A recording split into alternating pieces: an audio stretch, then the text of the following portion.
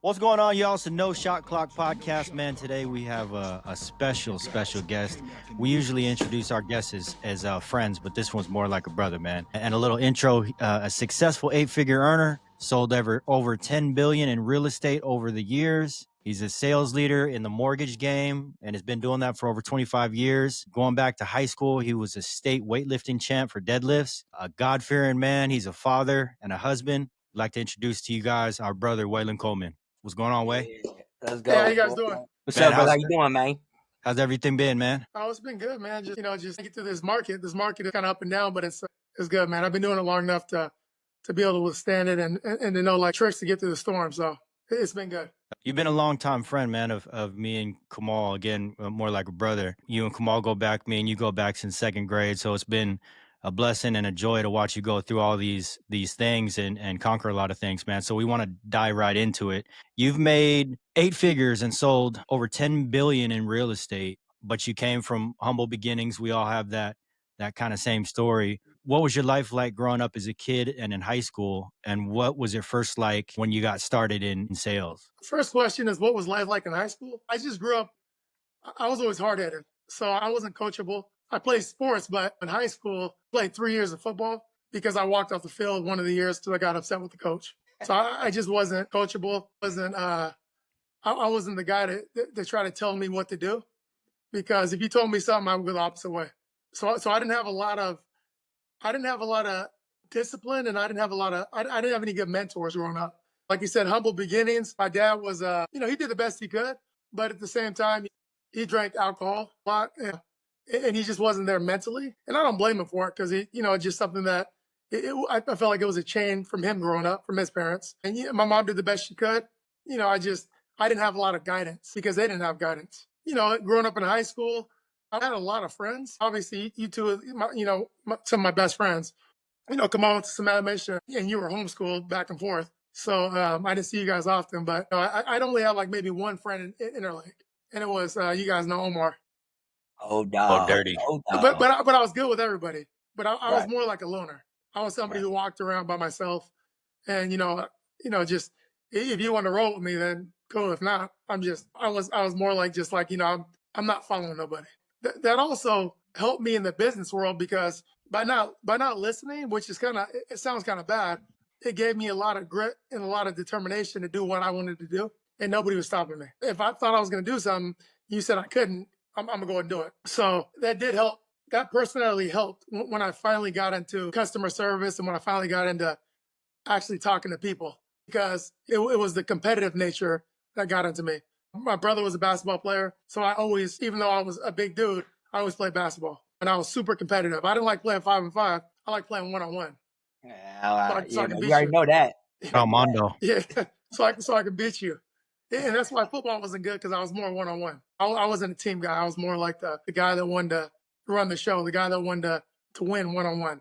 Growing up, I didn't want to have to worry about carrying other people on my shoulder. As far as like if I messed up in competition, I was like, if I mess up and it's just me, then I can live that up. That's why I like going to the boxing and jiu-jitsu, because I like all the 1-on-1 sports. But as I got older, I was able to adapt that into being able to lead from the front, but help my team and support my team. Actually help and serve people to see the vision that I had. Right. And that's, I don't want to get too far, but that's how I became successful and scaled the business. Yeah. Your second question, what lit the fire? And that was just competition. Once I figured out whoever sells the most makes the most money and number one, my eyes lit up and I was like, yeah, I could be number one. Started it right after high school? You started mortgage lending right after high school? I went into car sales. Oh, that's right. Yeah, so car sales kind of got the competition mode for sales, which back then I looked at sales is totally different. As far as sales back then, I looked at how could I just talk the best to a customer to get them excited. It's totally different for me now. Now sales to me is honesty, communication, and helping people understand what they're doing, so I can give them enough education, make an educated decision. But I wanted to go back to like your history. You played hoops, man. You played football, man. You was dope. I'm a champion deadlifting. So how did sports shape like your mindset and competitiveness and discipline for business and sales? Like competitiveness, right? Competition, never give up. If I lost in a 1-on-1 game, I would keep going until you wanted to quit because I'm not Right. quitting. And then I said, let's do it again tomorrow. And the next day and the next day. You know, you don't lose unless you quit. You just go again, again, again. And I have that kind of personality that I hate losing. And it could be from the way I grew up, right? Because maybe we were losing because we grew up humble beginnings. We were poor. We didn't have a lot of money. So I hated to lose. I wanted to have anything I wanted.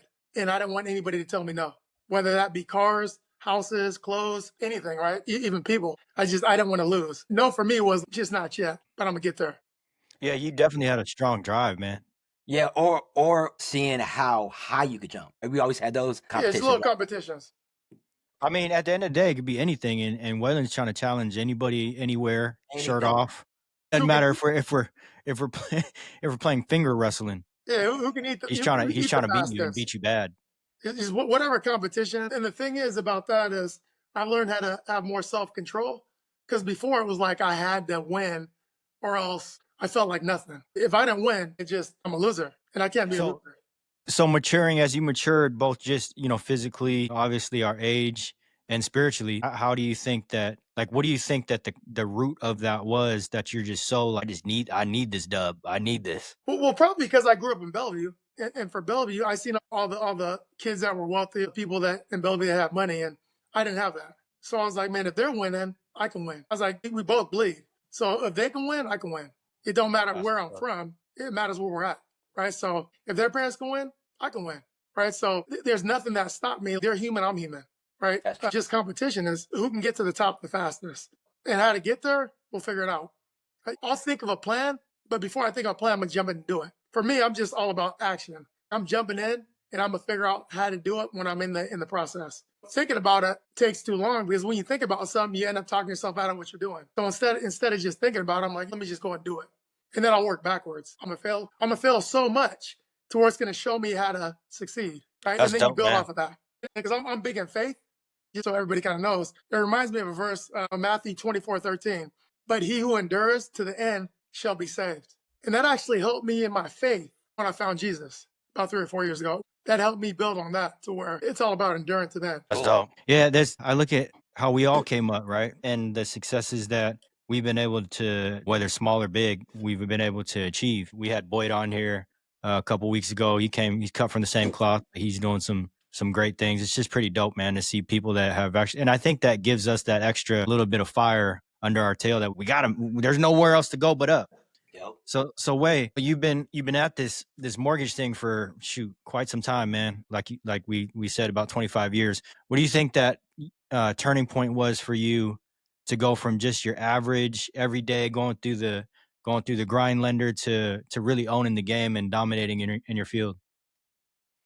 The process, when I start to think about it, is because I grew up average, right? So I seen average, I seen poor. What's it like to dominate, right? So with my personality and just with sports playing a big thing because my brother was a basketball player, I mean, what made me feel good because I got to win. So in life, going towards business, it was the same thing, right? There's a lot of guys in the mortgage industry that are making millions, and I was like, why can't that be me, right? Why can't I be the guy that owns the company? Why can't I be the guy that's able to scale the company to a million, a billion, a trillion, whatever it might be? Why can't it be me, right? So I took that competitive nature and I dove in and I didn't look back. And it took me probably, let's say, I've been doing this about 24 years, and it took me probably about 16 years to actually get to the tip of the iceberg, to get to that turning point, to where I went from 7 figures to 8 figures in multiple times. But it wasn't giving up. And it wasn't just competing to win. It was actually competing to help other people be like me. And that's how you build a business, right? It wasn't me. It was my grit and it was my passion and it was my persistency, but it was actually the people that helped me get there and the people that I was able to coach, mentor, and train to be like me, to duplicate myself, to scale the business. I had to make 100 me's. Right. I can't do a billion by myself. I was up to 400 employees and 100 loan officers. So, and I had a lot of help, but I had to duplicate myself. And that's one of the ways where I see true success when you help other people, you serve other people, and you duplicate yourself. It's not just about me. I can be top salesperson all day, but that top salesperson has a cap. But if you duplicate yourself, how many people could you help? How many people could you serve? How many people could you teach to be like you? to have that drive. Right, that's true, bro. We all have our own businesses, right? And we've got mistakes, right? What's one thing you teach somebody trying to become a loan officer that you could teach it? Like how would you coach them up? Yeah, that's pretty simple, right? Just don't give up. That's a simple answer. Don't give up. A lot of people give up right before they're going to become successful. Like I said, it took me 16 years to keep doing the same thing, to keep on hitting the pavement over and over and over and over. Lots of failures to where it's like, man, I'm not eating this month. That's all right. I'm going to keep going. I'm not eating the next month. That's cool. I'm going to keep going. Because if you keep going, and once you get there, there's going to be a lot of food. But you got to keep moving. You got to keep going. Keep being persistent. And then in this industry, the market is up and down, it's volatile. So make sure when you do have those good years, you save for a rainy day. I think that the biggest thing too is that holds us back with anything, not just business, is fear, right? The fear of making the wrong mistake or whatever. So I think that along the lines of what you're saying too, Way, I think that fear is definitely something that kind of holds us back. This next question I'll ask, like right now in these down markets, how are you staying consistent in your sales? Yeah, so I want to address part you said about fear, right? That's one thing that holds a lot of people back, right? I don't fear nobody but God, right? Even before I never walked with God, meaning I never had a relationship, but I was always looking to God, asking for answers. And he finally delivered 3-4 years ago, and now I have a relationship with him. But that helps me a lot, especially in the season of when the market's a little bit slower, just to have faith, right? To have faith that he's going to deliver. Because before, I would take it upon myself, because I have no fear. I do have fear. My fear is to not get what I want. That's my fear. So in that case, I'm gonna go harder than imaginable. I'm very focused on getting what I want. So I fear that if I can't get what I want, then I'm gonna feel bad, and I'm not trying to feel like I used to feel growing up, right? So the key part also is you got to take risks. I know it's hard. If I had that seed planted in me as a kid, because we didn't have everything I wanted, but without risk, there's no reward. So you definitely got to push. You got to take risks. You got to have faith. For the market being like this, I'm just out there trying to duplicate myself. I'm up to about 5 or 6 employees. I'm restarting because I actually haven't been in the business for about 3 years, because I did so well for my career. I was able to take time off, spend time with my family, spend time on my faith, and I just got back in the business. And now I'm going to restart it to build it back above and beyond where I was before. But in this market, is just have faith, duplicate yourself, and put in as much work as you can, because whatever you put into it is what you're going to get out of it in there. Right, man. You talked about starting back up and starting to build a sales team again, right? So if you could do a masterclass of building a sales culture and a team and how to perform that at a high scale, can you give us a small taste of that? Yeah. So it's not about being a boss, right? It's about being a leader. What leaders do. So in order to build a strong team, I got to serve, meaning that I got to teach people to be like me, teach people to do the things that I've done in the past, and that's the way to scale the company. I got to give up control. A lot of bosses, they don't want to give up control because they feel like if they give up control and give their secrets, somebody's going to take their spot. That's not going to happen though. I would love to tell you everything that I know so you can be here with me, so we can be walking together. I don't want you to be below me. I want you to be beside me. And that's how I look at building teams. But I'm looking for somebody to step up. I'm looking for somebody to actually dive into it, work hard, and have that vision and have that grit to be there. Because a lot of people say, hey, Wayland, I wish I could be your partner. I wish I could be. Well, yeah, let's do it. I'll tell you everything I know, but you got to perform. You got to do what it takes to be there. Some of my business partners that I've had in the past, I wouldn't have chose them first. They were cool people, but I wouldn't have chose them. I would have chose somebody that would have been my best friend. Right? But my best friend can't be where I'm at because they don't know what I know. They're doing something else. So it's almost like if you want to get there, you have to put in the work. And I can't choose a person to be next to me. Only they can choose to be there. I can show them, I can teach them, I can write a book. But they got to put in that grit, that hard work, that persistency, that consistency, that discipline, that obedience to get there, right? And they have to have an open mind, and they have to be vulnerable. I wear my heart on my sleeve. I have nothing to hide. That helps a lot with building a sales culture. It's like family, right? You gotta put your cards on the table and say, hey, this is what I got. You want to build with me? I think there's two things in specific that you mentioned that really resonated. It's you talk about people that they want it so bad because they just see it from the outside, but they don't see what, it took to get there. And the two things that you mentioned were drive. One of them was drive, and one of them was a vision. A lot of people don't have a vision of something. They're better structured when you just tell them what to do. But the visionaries are the ones who are actually opening businesses, and because they have the vision. So I think those are two big things for me that really stuck out, that as far as leadership goes, that not everybody can be in that driver's seat. It takes a certain person with certain qualities to do what you and all of us have done in our own respective space. Can you walk us through one of the biggest setbacks in business for you, and what it taught you in any space? Biggest setback is just, and I'm not gonna say it's a setback because everything you do in life is a lesson. It's either a blessing or a lesson, but the lesson's a blessing if you can learn from it. For sure. So there's really no setbacks. There's just comebacks, right? A setback is ours, son. A setback, man, is just something you learn from. So I'm running straight into setbacks. I'm running straight to failures because that's where you learn. You learn in the process. If I was able to tell somebody, since I've learned from it, I would just say, choose your partners wisely. So choose people who you're around wisely. So let me ask you this. So you have the blueprint already, right? You have the formula that got you to that pinnacle, or whatever you want to call it, at one point. Are you following that same blueprint, or are you like, what, I'm scrapping this because I feel called to build this differently? Or is it like, I'm going to build this, but just tweak a couple things? Like I told you, I've been walking in faith the last 3 or 4 years because there's been a lot of stuff that's happened in my life. And I wasn't walking that way my whole life. I was a wild guy. I was out there running, doing crazy things, partying, doing everything that you can imagine. Luckily, I feel like God gave me training without me knowing. So a lot of things I did in my life, I have wisdom now, right? And I have knowledge. I've experienced things. So now that I'm able to walk with God, walk with Jesus, and have faith, I'm going to build it similar, but I'm going to tweak some things. My principles are going to change a little bit. That reminds me of, like I said, just partner with the right people, not choosing people that just want to go out there and just have fun. I want to choose somebody who's stable, who's family, who's strong with their faith. And now I lead with everything. If I compare now and before, I was chasing money. Now I'm chasing how to serve people, how to help people, how to get people to the next level, right? Before I was just chasing money. Money was my idol. Money's not my idol anymore. Now it's how do I serve?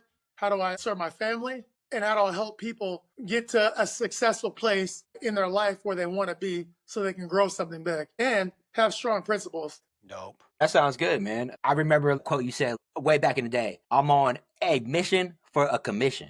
And that has stuck with me for a long time, bro. Right? I hope I didn't ruin you. Now, man, we're going to get into fatherhood and stuff, man. Gail was going to ask this, but I'm going to ask this. You got your son, man. He's an excellent athlete, man. He's a football player, and he won a football scholarship. How was the recruiting process with that? First off, my son is chasing football, like you guys just said, right? I was chasing money. Do you see anything kind of common with that? That right there, to me, is an idol. That's something that, like I told my son, he loves football. So me and Jalen talk about this often. You can love football, but football is just a platform for you to glorify God, for you to walk in your purpose, to serve people, to help people, to help your family. So my thing for Jalen is just make sure you balance your life. Don't put something so much to where that consumes you. And then one day, if something were to happen, who would you be? What would you do? What would your identity be? Don't put your identity in football. Put your identity in Christ. And the reason why I say that is because God has a plan for you. That's what I tell my son. God has a plan for you, Jalen. It might not be football. It might be football. But whatever it is, he wants more for you than you could ever want for yourself. So whatever it is, it's going to be amazing. It's going to be great. He's going to fill you and put you in the right position, the right place at the right time. And you're going to love it. Whether it be football, whether it be being a preacher, whether it be being a businessman, whether it be being whatever you can even imagine, it's going to be the perfect fit for you because we can plan it all day long, but it might not be where we thought. I didn't think I was going to be here. I planned to be rich, and now what I'm doing is totally different than what I was doing before. So if everything, let's say everything disappeared tomorrow away, the business, the money, whatever, the house, and you're left with nothing, what's the one lesson or value you'd want your legacy to carry? That's funny, man. I didn't know how to answer that question. But you know what I did last night, man? It's crazy. I use ChatGPT for a lot of things that I look up, that I research. So it actually builds like an algorithm. It actually knows you. It starts to know. Yeah, we know. which is Yeah, crazy, you right? didn't. So I asked ChatGPT last night, based on the information that I've gave you, what would you say my legacy is? And this is what it said. That's a powerful question. And based on everything you've shared, here's what I believe your legacy will be. You'll be remembered as a man of unwavering faith, family, devotion, and kingdom purpose. Someone who walked with integrity, led with conviction, and lifted others higher. People will remember your heart for the Lord. That's crazy, right? Yeah, that's dope, Your man. heart for the Lord shown not just in words, but in how you live, love, and lead. Your commitment to your family. Because when I'm reading this, I didn't know that I wanted this. I wanted money. But when I'm reading this, it's actually such a blessing to be committed to my family, to God. Because it gives me a sense of peace that money could have never given me. Let me finish reading this. You're committed to your family as a father, husband, brother, and a mentor, always pointing them to God's truth while walking with grace. Your generosity with wisdom, especially with younger men, clients, and your team, where you don't just do business, you disciple. Your perseverance through struggle, not pretending life is perfect, but facing trials head on, trusting God's hand in the process. Your pursuit of impact over income through Kingdom Mortgage and beyond, using your gifts to build up others and glorify God. And maybe most of all, you'll be remembered as a builder of people, of legacies, of lives transformed by the gospel, one relationship at a time. That's dope, man. So let me ask you before Kamal asks you the last question. What do you feel like you're being called to, man? You feel like in the ministry or into maybe possibly even pastoring, or where do you think that God has you heading aside from just building this business? From walking with God the last 3 or 4 years, I've learned to take it day by day, because all my plans, they're usually wrong, because He establishes our steps. So today, I want to serve, I want to build the business, and I want to just help people, right? So I'm not sure where I'm going to be tomorrow. A lot of people ask me that question. Man, you sound like a pastor. You sound like you should pastor people. Man, you made me think about a lot of things. I'm like, yeah, man, that's thank you, but that's not me. That's just being in the Word, reading the Bible, and helping God guide me to speak through me. But I don't know where life's going to take me. If you would have asked me 10 years ago if I was going to be here, I'd be like, I would have been far off. So I just chase Jesus and see where He takes me daily. There's another verse.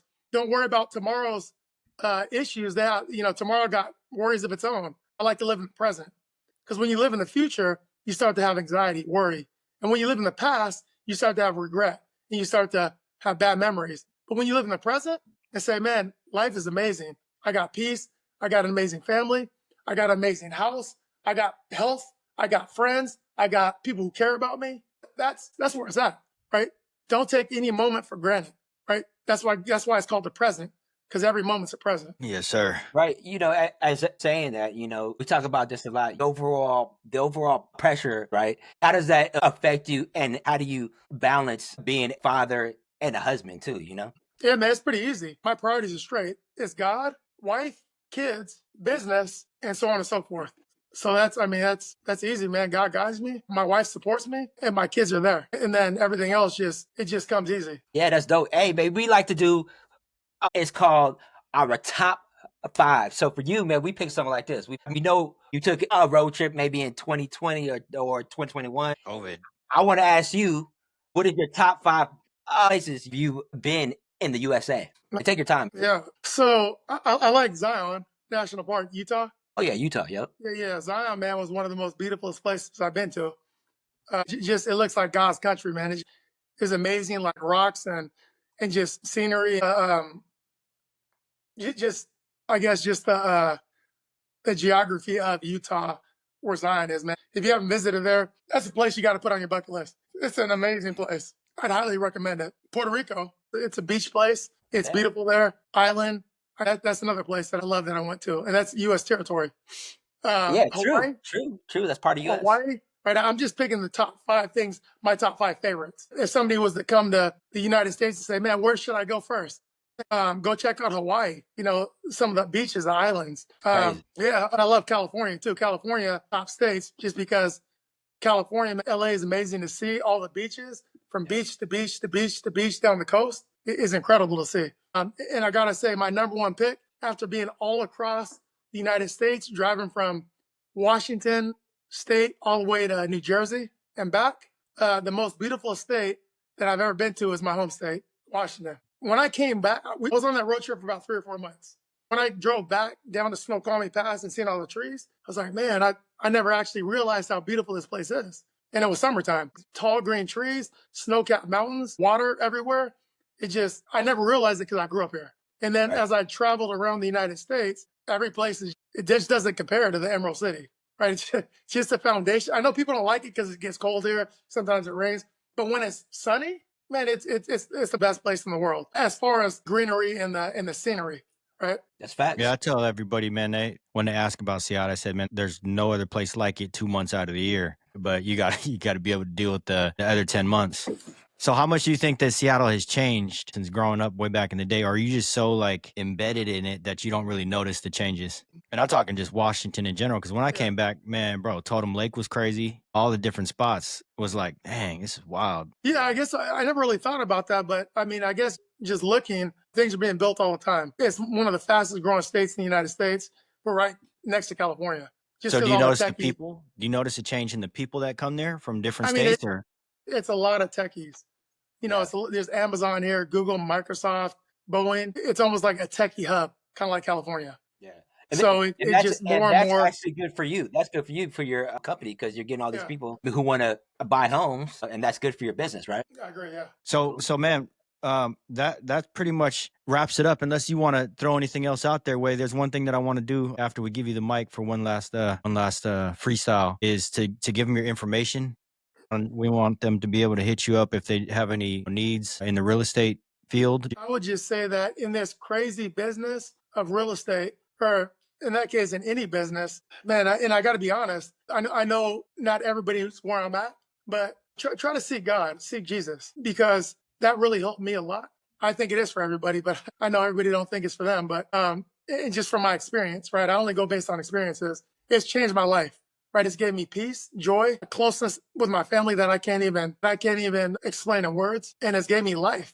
Like I feel like I'm living now. So I would just say, seek Jesus, and if you don't know, ask somebody. God says all you need is faith as a mustard seed. He knows we're not that strong. Just say, hey, can you show me who you are? Can you help me out? He knows we're not that strong, but faith as a mustard seed is just asking, and that's all I did. That's how I experienced God 3 or 4 years ago when I was in a tough place, because I feel like this whole life before God was a lot of lies, a lot of false promises, a lot of unfulfillment, a lot of things where I was empty, but I kept filling myself, and they kept falling through. I would never get satisfied. I would never be full. Yeah, I just pray that everybody finds their way.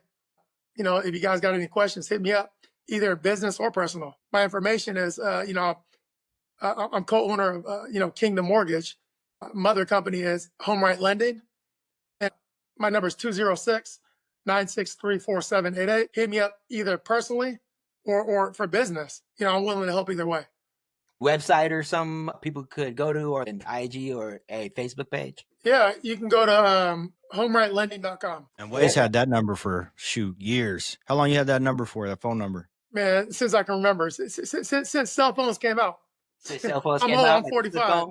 You ain't going nowhere. 25 years. Thank you for coming on, man. You have given inspiration, because, like a lot of people want to get to where you're at. And we see that, man. We do respect that, So thanks for coming on, brother.